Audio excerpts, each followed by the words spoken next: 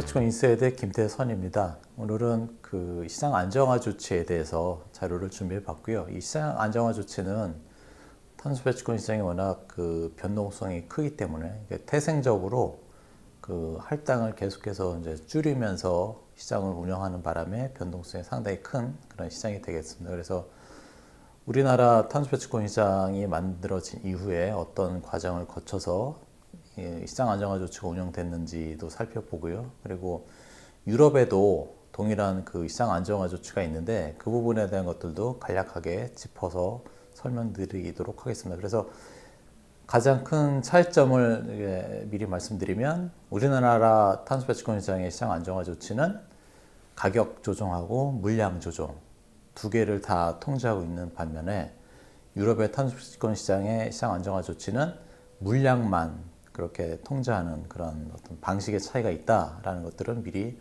알아두시면 좋을 것 같습니다.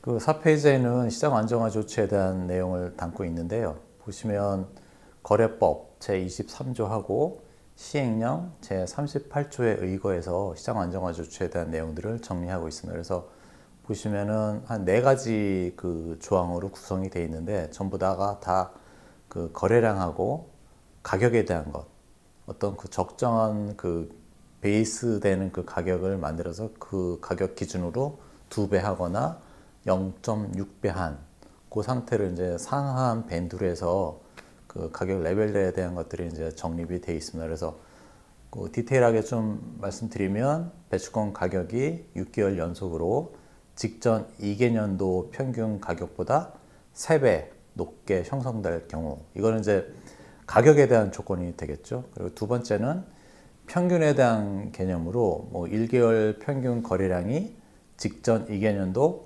같은 월 평균 거래량 중에 많은 경우보다 2배 이상 증가하고, 그리고 최근 1개월에 탄소배출권의 평균 가격이 직전 2개년도의 평균 가격보다 2배 이상 높은 경우, 이렇게 있습니다. 그래서 이 두 번째 조항은 거래량하고 가격 그 조건을 두 개 다 이제 충족을 시켜야지만 발동될 수 있는 그런 조항이 되겠습니다. 그리고 다음 페이지에는 나머지 3개에 대한 그 조항이 있는데, 최근 1개월에 대한 탄소배출권 평균 가격이 직전 2개년도의 탄소배출권 평균 가격보다 100분의 60 이상 낮은 경우, 이렇게 되어 있는데, 이거는 이제 하단에 대한 배출권이 많이 내려왔을 때 그 하단에 대한 그 경계에 대한 가격 레벨대를 이렇게 형성이 돼야 된다라는 그 조항이 있습니다. 그래서 이 세 번째 조항이 최저 거래 가격제 발동 요건이 된다라고 보시면 되겠습니다.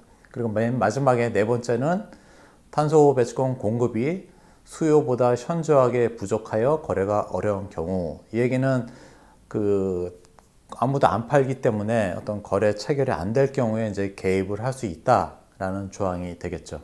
지금 7페이지에 있는 거는 노란색 선이 그 거래량 가중 평균한 탄소 배출권에 대한 가격이 되겠고요. 그리고 그 밑단에 있는 계단식에 대한 그 곡선은 직전 2개년도에 대한 값을 평균을 하나 내서 나온 그 거래량 가중한 직전 2개년도의 평균 단가가 세 번째 년도부터는 1년치에 적용이 되죠. 그래서 만약에 직전 2개년도 단가가 18,000원이다. 그러면은 그 18,000원을 기준 가격으로 해서 이렇게 쭉 1년 동안 유지가 되는 거고요.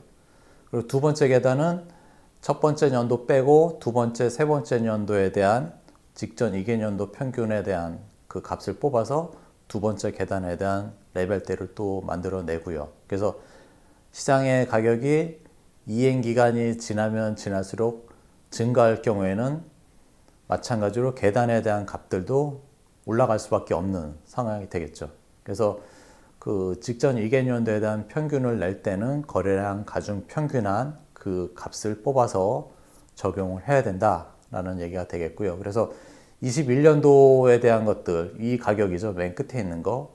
이 가격대에 대한 레벨대는 베이직한 그 가격이 되는데, 기준 가격이 되는데, 저희 쪽에서는 올해 12월 30날까지는 1년치에 해당하는 것들이 29,064원으로 기준 가격을 만들고 있다라는 거죠. 그리고 요 지금 보시는 슬라이드 8페이지에는 기준 가격에다가 곱하기 2한 거, 그리고 기준 가격에다가 0.6한 거 해서 상단과 하단을 이렇게 또 운영하고 있어요. 계단으로 보면은 최근에 21년도 상단에 대한 거는 톤당 58,000원, 그리고 하단에 대한 거는 기준 가격에다가 0.6배 한 17,438원에 대한 각각에 대한 그 상한 밴드를 가지고 있다라고 보시면 되겠습니다. 그래서 이행 기간이 가면 갈수록 직전 2개년도에 대한 평균 단가는 계속해서 높아졌기 때문에 이렇게 계단식으로 해서 그 상한 밴드가 높게 형성되고 있다라는 그런 상황입니다.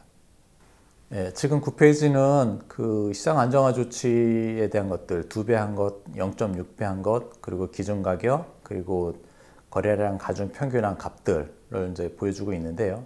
최근에 보면은 탄소 배출권 가격이 이제 3만 원이 넘었기 때문에 이 기준 가격보다 높게 가격을 형성하고 있다라는 상황이죠. 그래서 저희가 그 보시면 요 슬라이드의 오른편에 있는 것들이 그 기본적인 그 데이터에 대한 레벨들을 이렇게 21년도에 대한 상한 밴드에 대한 것들을 정리한 그런 자료가 되겠습니다.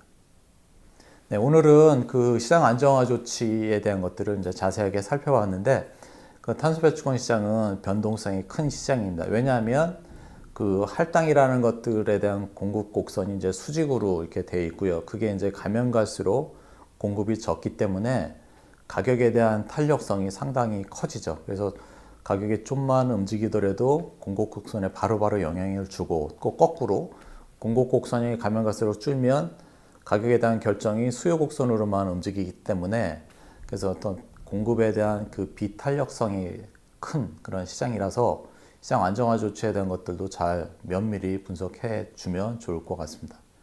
고맙습니다.